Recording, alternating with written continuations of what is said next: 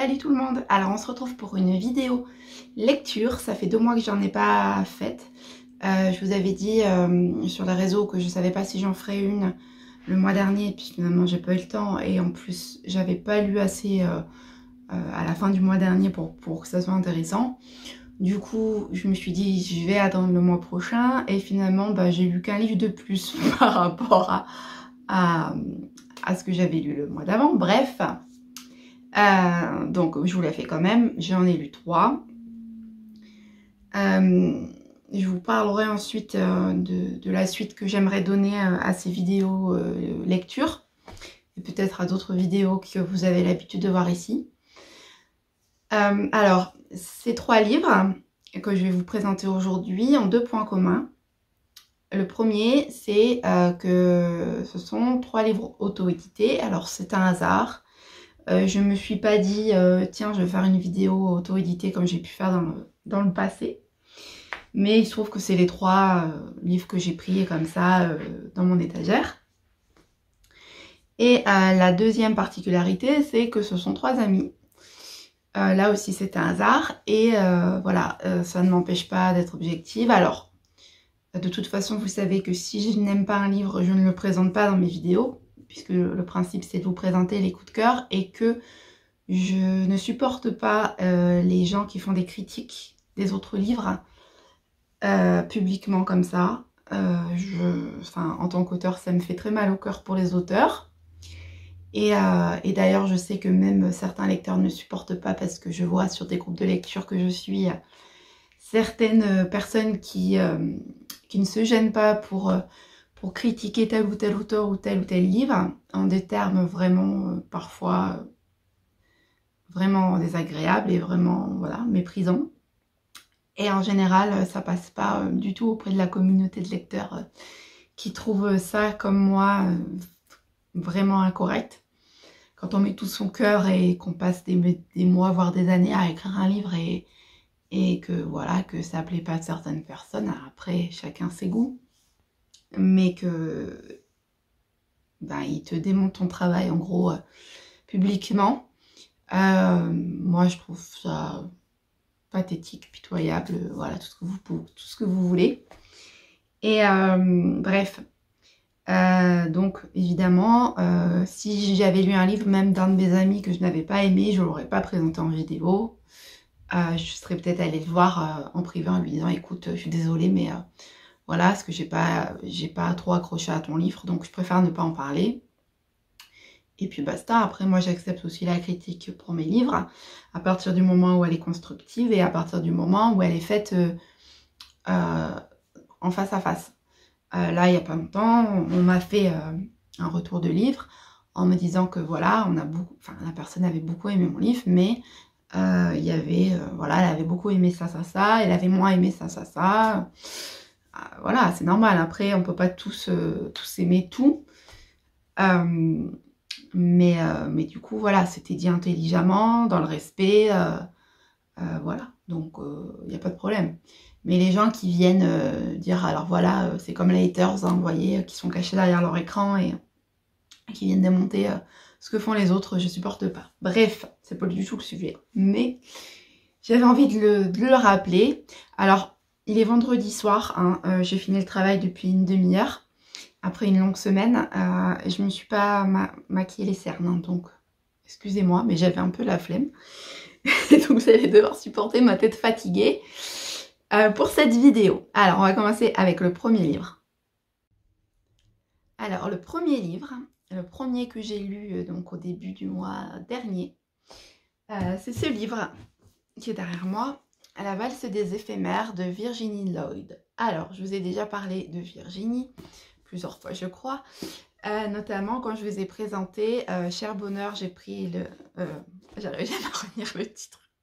Cher Bonheur, j'ai pris le temps de t'écrire, je crois. Je suis désolée, mais alors j'adore ce titre, mais je sais pas pourquoi, ça ne peut pas rentrer dans la tête. Donc Virginie, qui est une copine auteure, qui fait partie du même groupe que moi, on est un petit groupe sur Messenger, à discuter tous les jours, à se conseiller. Virginie, c'est quelqu'un qui est très généreux, qui est très Voilà, elle a toujours le bon plan, le bon truc, elle partage toujours avec nous et avec ses lecteurs d'ailleurs sur ses réseaux. Et j'ai acheté ce livre au Salon du Livre de Montaulieu, auquel j'ai participé en juin, et auquel elle était aussi, que j'étais hyper contente de la rencontrer en vrai, après quelques mois de discussion, et comme j'étais très contente de rencontrer aussi tous les autres qui font partie du groupe, et qui étaient là.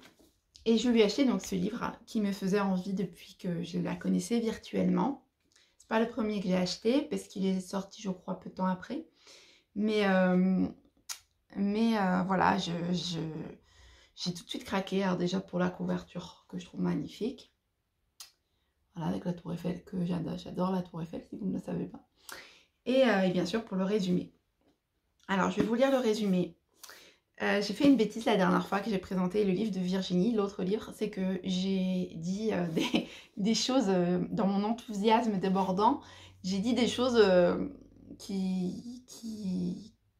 pas qui ne lui ont pas plu, mais qui l'ont un peu chagrinée, dans le sens où ben, je spoilais les lecteurs sur des points qu'elle voulait vraiment garder secret mystérieux pour les gens qui allaient lire. Donc du coup, voilà, elle m'a dit que bon, c'était très gentil, ça l'avait beaucoup touchée, mais que ça l'avait un peu embêtée. Donc je me suis excusée et je lui ai promis que la prochaine fois, je ne ferai pas la même bêtise.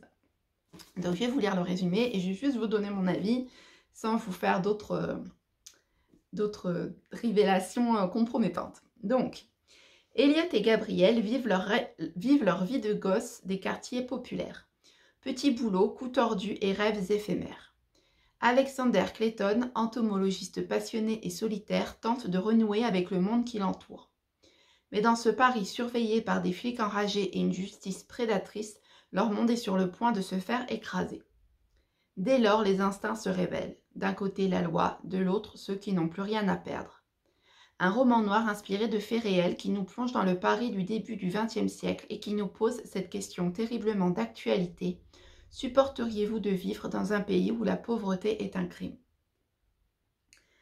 Alors, du coup, je relis la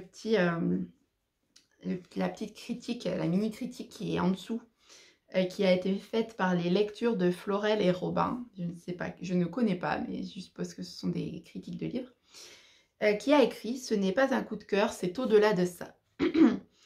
Et je partage évidemment cette critique, enfin cet avis, parce que ce livre, ça a été, comment le dire en fait, une pépite, la pépite, pas de l'année pour moi, mais presque. Je suis pas trop roman noir, je suis plutôt feel good, livre, vous voyez, qui font passer des messages, mais qui sont pas trop tristes. Alors bien sûr, j'en ai lu des livres tristes. Encore, voilà, reste de temps en temps, ça m'arrive, mais c'est vrai que quand je veux me détendre, c'est pas le truc qui me vient en premier. Et pourtant, je me suis quand même dit, je vais le lire, parce que La plume de Virginie, j'adore, et que le sujet m'interpellait beaucoup. Je ne connaissais absolument pas cette partie de l'histoire, qui est donc inspirée de faits réels. Il faut savoir que Virginie, je le sais, elle s'est beaucoup documentée très longtemps. D'ailleurs, à la fin, il y a toutes ses recherches, en fait. Elle parle de toutes ses recherches. Et elle a abattu un travail impressionnant pour vraiment coller à l'histoire et être crédible et ne pas raconter n'importe quoi. Alors, je sais ce que c'est, puisque c'est ce que j'ai fait aussi moi pour mon roman que je suis en train d'écrire. Même, voilà, ça n'a rien à voir au niveau de l'histoire. Comment dire, ouais, je l'ai remerciée. Voilà, j'ai envoyé un message à la fin quand j'ai fini le livre pour la remercier. Alors, je ne vous dis pas de quoi, puisque sinon ça va vous donner la fin. Mais voilà, c'est une pépite, c'est hyper triste, c'est hyper touchant, émouvant. J'ai pleuré plusieurs fois. J'ai été secouée dans tous les sens. Je me suis suspendue à ses mots, à sa façon de raconter les émotions des personnages. Je me suis accrochée de toutes mes forces à ces deux enfants, Elliot et Gabriel. à leur histoire, à leur passé, à leur futur, à leurs rencontres, à leurs espoirs, aux drames qu'ils vivent. Bref, ouais, c'est vraiment pas mon genre de livre à la base, et pourtant, c'est vraiment mon livre coup de cœur de ces derniers temps. Je pense que je vais le prêter à ma maman. D'ailleurs, elle me l'a déjà demandé, parce qu'elle a lu le Cher Bonheur et qu'elle a adoré. Donc maman, je te le mets de côté pour la prochaine fois, ne t'inquiète pas. Et je pense que tu vas, sensible comme tu es, comme moi, tu vas aussi beaucoup pleurer. Donc voilà, merci beaucoup Virginie pour cette écriture incroyable que tu as. Cette fluidité, ce sens de l'intrigue, ce sens du rebondissement, ouais, cette faculté à toucher les cœurs, tout simplement. Je ne vais pas en dire plus, pour pas me faire gronder gentiment cette fois-ci, mais je vous le conseille à 2000%. En plus, il est pas cher, il est à 12,99 €, vous voyez. Il y a plus de 300 pages, voilà. Et ça se lit tout seul, vraiment. Il y a des passages difficiles, mais même les passages difficiles, on est accroché, on a envie de savoir ce qui va se passer. J'ai eu beaucoup de mal à le poser le soir, quand il fallait dormir. J'en ai fait des stories d'ailleurs sur Instagram, que j'ai été crevée, que je ne la remerciais pas pour ça. Mais voilà, bref, je vais m'arrêter là-dessus. Mais vraiment, c'est un livre merveilleux. Donc, La valse des éphémères de Virginie Lloyd. Et voilà, je pense que si vous avez un cœur qui bat, vous ne pouvez qu'être bouleversé par ce livre. Voilà, et je vais passer au deuxième. Alors, le deuxième livre, c'est un peu particulier. Donc, c'est Anna. Alors, il y a... C'est un sous-titre. Le vrai nom, c'est Tanner's Cure. Ah, excusez-moi avec mon anglais. Tome 1, qui s'appelle Anna. Et c'est de Athena Stories. Voilà. Alors, c'est un peu particulier, comme je vous le disais, parce que ce livre, je l'ai corrigé. J'étais bêta lectrice quand Athéna l'a écrit, enfin avant qu'elle le publie. D'ailleurs, il y a mon nom dans les remerciements. Et bref. Et du coup, je le connaissais déjà, évidemment. Alors, il y a eu quelques changements depuis que je l'ai lu, forcément, puisque les bêta-lectures, ça sert aussi à changer les choses qui ne vont pas. Sincèrement, j'ai pas changé grand-chose quand je l'ai lu, je crois. Et je connais Athéna depuis... oh, je sais même pas, depuis que je suis revenue sur Insta. Donc, quand est-ce que je suis revenue sur Insta? En février de l'année dernière. Attendez, le livre, il est sorti quand? Ouais, c'est ça. En février 2020, j'ai dû revenir sur Insta. Donc, je la connais depuis ce moment-là. Donc, ça commence à faire un petit moment quand même. En chronologie virtuelle. Et voilà, elle est québécoise. Elle vit au Québec. Et elle écrit, voilà, des histoires. Alors, c'est une histoire, comment la qualifier? Un peu fantastique. Fantastique, science-fiction, bon pas trop science-fiction, plutôt fantastique et suspense et romance, on va dire. Moi le fantastique, hein, c'est pas spécialement mon truc non plus, alors vous allez dire décidément il n'y a pas grand chose qui est son truc. Voilà, il y a des choses que j'aime pas forcément, le fantastique, la fantasy, bon c'est un peu pareil, la science-fiction... le policier, j'aime pas tout non plus, bref. Mais voilà, on a sympathisé, je l'ai trouvé hyper sympa, et puis j'ai eu envie de lire ce qu'elle écrivait, donc je lui ai proposé mon aide. Bref, et j'ai adoré, déjà, en tant que bêta-lectrice, j'ai adoré ce livre. Donc c'est l'histoire d'Anna, qui est une jeune femme d'une vingtaine d'années, qui vient de se faire quitter par son mec qui l'a trompée, qui se retrouve toute seule avec son chat, désespérée, en colère. Et puis, elle a quelques problèmes de santé, des migraines, etc. Donc, elle va consulter. Et elle se retrouve à devoir faire des examens complémentaires dans un institut très sélect, au milieu de la forêt.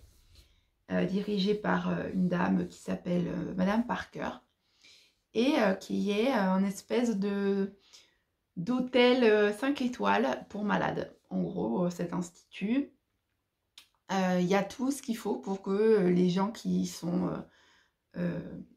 internés, on va dire, puissent vivre une vie parfaite. Voilà. Tout est à leur disposition, tout est gratuit, voilà. Donc elle se retrouve là-bas à faire des examens et on lui annonce que malheureusement, elle a une maladie très grave, très très rare, et qu'elle doit rester absolument dans l'institut, vivre à l'institut, le temps de se rétablir et qu'on va lui donner un traitement. Évidemment, elle n'est pas d'accord, elle veut sa liberté, elle ne comprend pas, pourtant elle se sent bien, à part ses maux de tête, elle n'a rien de spécial, mais on lui raconte que oui, mais la maladie va évoluer, qu'elle risque même la mort, etc. On la coupe de sa famille, on l'autorise à voir sa mère une fois par semaine, une fois par mois, je ne sais plus. On lui prend son chat, bien sûr, et elle se retrouve hébergée dans cet institut, où heureusement, elle va se faire des amis et retrouver une vieille amie d'école, voilà, qui va la prendre sous son aile, puisqu'elle est là depuis plus longtemps qu'elle. Et puis surtout, elle va rencontrer Hayden. Hayden, c'est un beau gosse. Alors, rien que de lire sa description et tous les passages où il est, je peux vous dire que mon cœur de midinette s'est emballé. Parce que j'imaginais tout à fait comment il pouvait être et que waouh. Donc c'est un beau gosse, mais très froid de prime abord. Très froid, il est là pour faire son boulot. Et point. Et donc en fait, il sert de garde du corps. C'est un peu le chef de la sécurité de l'institut. Mais bizarrement, il se retrouve affecté au service, on va dire, d'Anna par Madame Parker, qui est la directrice, et qui lui demande de la surveiller parce qu'elle voit qu'elle cache quelque chose et qu'elle veut absolument, c'est son obsession, elle veut savoir ce que cache Anna. Donc, il se retrouve à jouer les chauffeurs, à jouer les babysitters quand elle est malade, à lui tenir les cheveux quand elle vomit, parce qu'elle réagit mal au traitement, etc. Et il se noue une complicité amicale d'abord. Bon, évidemment, vous pouvez vous douter de ce qui se trame ensuite. Voilà. Il se trouve que les personnes qui sont malades développent, avec le traitement, un pouvoir. Et Anna va découvrir très vite ce qu'est son pouvoir, mais elle va le cacher. Parce qu'elle sent qu'il faut qu'elle le cache, tout simplement. Et il se trouve que ce pouvoir, il va amener à des choses, voilà, je ne vais pas vous raconter, qui vont être assez dramatiques et d'autres qui vont être plus belles, bref.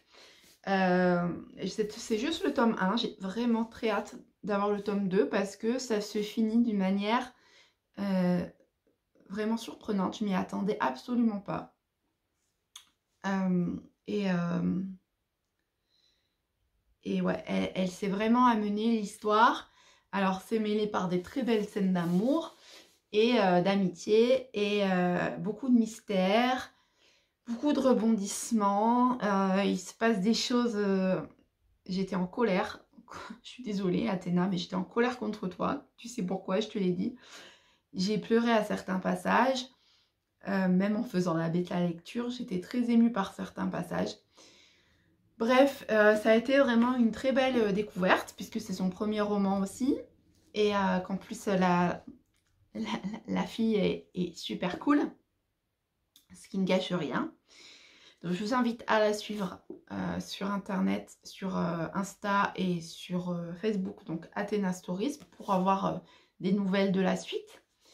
Et j'espère de plein d'autres livres après, parce que elle a vraiment un truc. Il y a beaucoup d'humour aussi, j'ai oublié de vous le dire, il y a beaucoup d'humour, les dialogues sont top.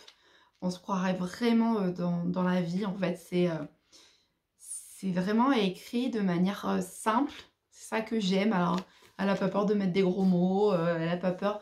Vraiment, c'est cash, quoi. Quand les personnages parlent, ça pourrait être tes potes qui parlent avec toi de manière naturelle, comme ça, tranquille, sans tabou, sans rien. Et du coup, on rentre vachement bien dans l'histoire. Parce que c'est pas alambiqué, c'est pas, voilà, ça, c'est pas prétentieux. C'est ce que j'aime, quoi. C'est la vie, quoi. Voilà, en gros, c'est la vie. Mais dans des situations qu'on ne pense pas vivre un jour, et j'espère, parce que voilà, j'ai pas trop envie d'un jour d'être le sujet d'une expérience médicale. Hein, on va pas parler de ça ici. Mais bref, donc Anna, Athena Stories, tome 1, voilà, de Tanner's Cure.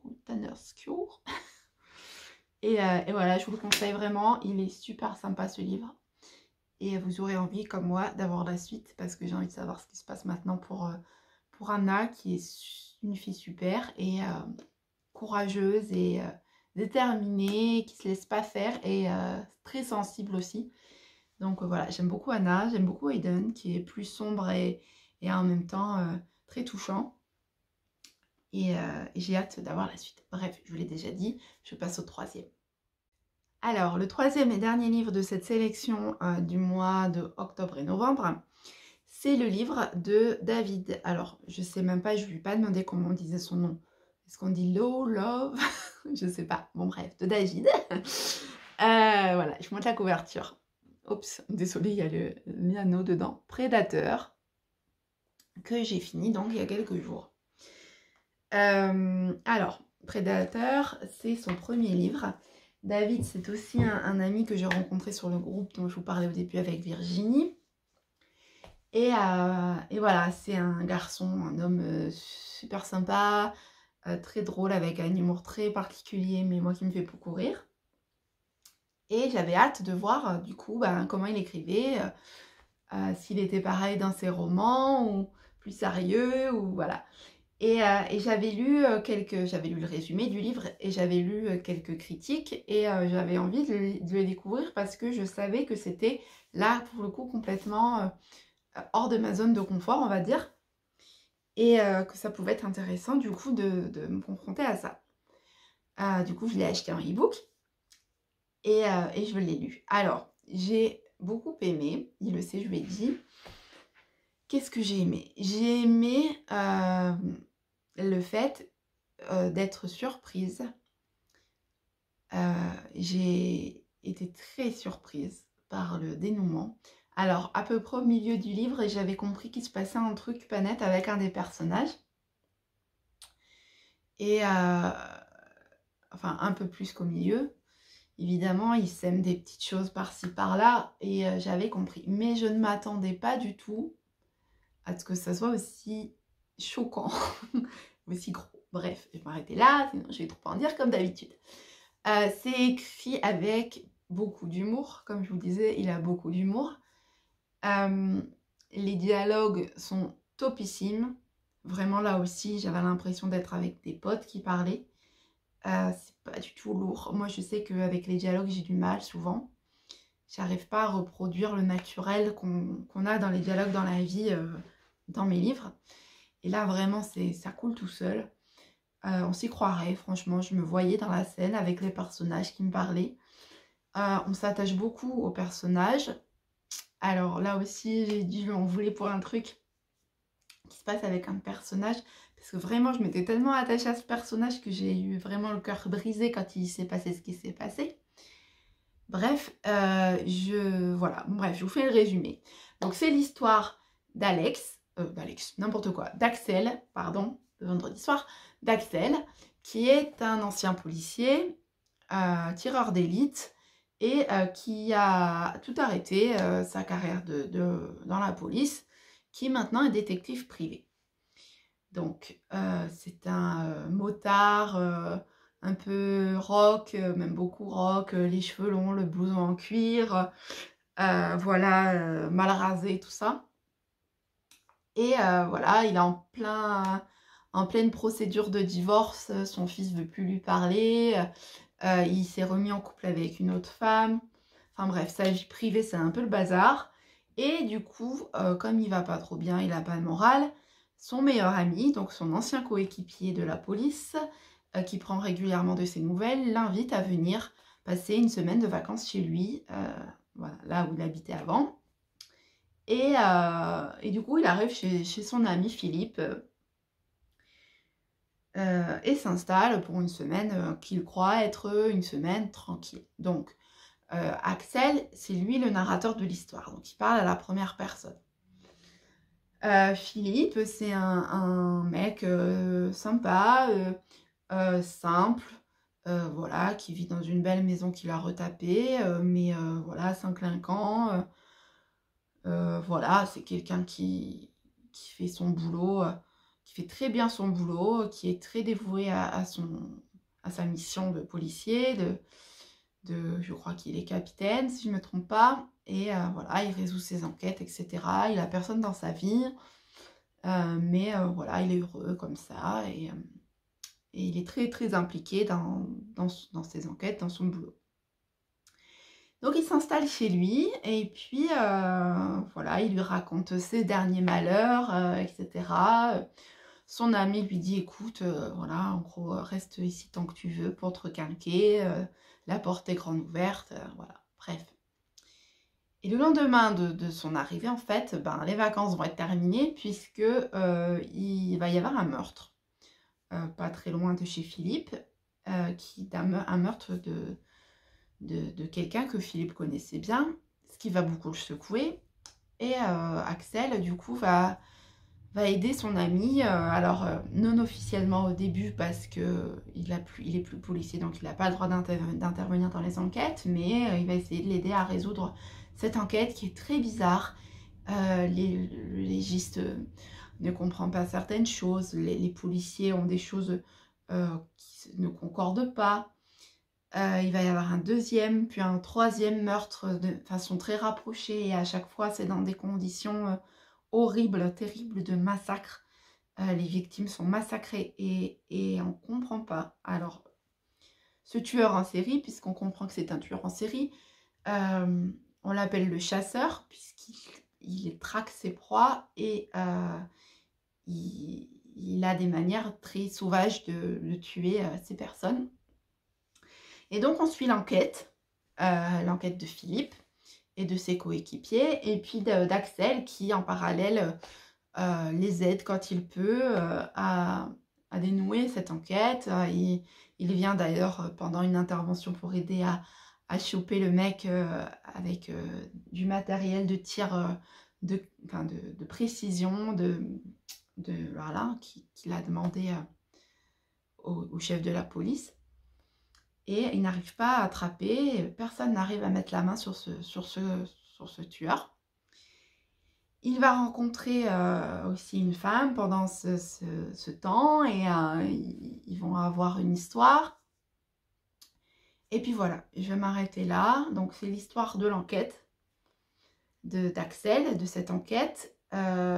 Les scènes de massacre sont assez impressionnantes. Personnellement, j'étais plusieurs fois, je me suis dit, non mais... Je lui ai dit hein, qu'il était un peu dérangé. J'ai dit après, il était un malade en fait. C'est un peu dur. C'est pas à mettre entre toutes les mains. Moi qui suis sensible, j'ai eu du mal. Bon après, voilà, je suis sensible, mais quand même, je suis grande et j'en ai vu d'autres. Mais voilà, je pense que quand même, c'est pas à mettre entre des mains de jeunes personnes qui pourraient être un peu traumatisées. Alors évidemment, on voit pas, mais en lisant, on imagine aussi. Voilà, c'est vraiment écrit. Enfin, moi, franchement, je vois pas la différence avec un livre d'une maison d'édition, d'un auteur de policier qui en a écrit 20, quoi. C'est vraiment... voilà. Il a dit qu'en fait, il avait écrit le livre qu'il aurait voulu lire. Et parce que je pense que dans ce livre, il y a tous les codes qu'il aime. Et ça se sent en fait, ça se sent qu'il a pris plaisir à l'écrire parce qu'il nous transmet cette envie d'avoir la suite, quoi. Moi, c'est pareil, j'étais suspendue au livre Je l'ai lu en pas mal de temps parce qu'il y a beaucoup de pages et en plus je faisais un peu la correction de quelques coquilles par-ci par-là en le faisant, en le lisant. Donc du coup ça m'a pris un peu plus de temps, mais franchement c'est vraiment parce qu'il fallait dormir la nuit et que je travaillais le lendemain que je le posais parce que j'avais vraiment... chaque fois je me disais bon allez j'ai fini le chapitre et puis il se passait un truc à la fin du chapitre, je me dis non mais je peux pas dormir sans savoir, il faut que je lise la suite. Voilà, donc bravo David. Merci, voilà, je t'ai envoyé déjà mon avis plus ou moins, mais comme ça tu l'as en vidéo.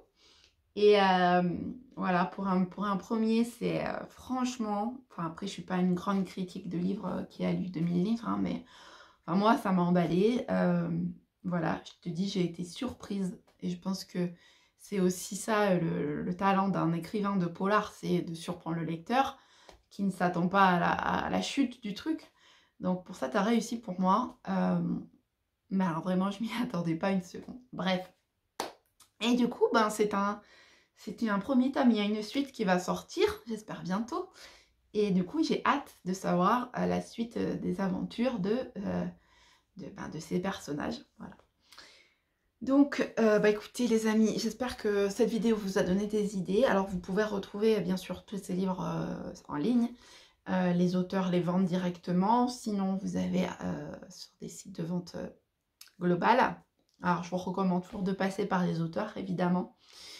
Parce que, ben, il n'y a pas de marge, vous voyez ce que je veux dire. Et puis comme ça, vous pouvez avoir un petit exemplaire dédicacé. Bon, évidemment, pour Athéna, c'est plus compliqué parce qu'elle envoie depuis le Canada. Donc, il y a des frais de port qui sont supérieurs. Je ne sais pas comment ça se calcule. Mais bon, bref. Sinon, c'est aussi tout ça en e-book. Vous pouvez les télécharger sur votre liseuse ou sur votre tablette, ou ce que vous voulez. Et je pense que vous passerez des bons moments. Vous m'en direz des nouvelles. Voilà. Et je vais m'arrêter là. Je voulais juste préciser que, comme je vous l'ai dit au début, j'ai maintenant un compte TikTok. Alors, je vous mettrai en barre d'infos le nom de mon compte. Comme ça, si vous êtes sur TikTok, que vous voyez cette vidéo, vous pourrez venir me suivre là-bas. Ne vous inquiétez pas, si vous n'êtes pas abonné, si vous n'avez pas de compte TikTok, je repartage toujours les vidéos sur Facebook, sur mon Facebook et sur mon Insta qui sont aussi en barre d'infos à chaque fois que je fais une vidéo. Et pourquoi je vous dis ça? C'est parce que je pense que à partir de maintenant, mes avis de livres, je les publierai sur TikTok au fur et à mesure des lectures. Comme ça ne fera pas une grosse vidéo. Bon, sachant que sur TikTok, c'est 3 minutes maximum par TikTok. Donc, il va falloir que je fasse condenser. On verra si j'y arrive, moi qui suis bavarde. Donc, il est possible que ce soit la dernière vidéo de lecture sur YouTube. Je pense qu'il y a peu de gens qui les regardent, à part quelques 2-3 personnes. C'est beaucoup de boulot, de temps, de filmage et de montage. Et je vais essayer de passer par un autre biais pour voir s'il y a plus de gens que ça intéresse de regarder des vidéos courtes pour avoir la vie d'un livre à chaque fois, plutôt que de regarder des vidéos de 30 minutes. Voilà. Donc, je vous dis peut-être à bientôt. En tout cas, je ferai d'autres vidéos sur cette chaîne, même si je pense que je vais les espacer parce que... Enfin voilà, TikTok, c'est vraiment un format qui m'amuse et qui est pratique. Et comme je sais qu'on peut les partager ailleurs, alors après, ça m'embête pour les gens qui se sont abonnés à cette chaîne. Je publierai forcément des trucs de temps en temps, mais ce sera plus toutes les semaines comme ça l'a été à une époque.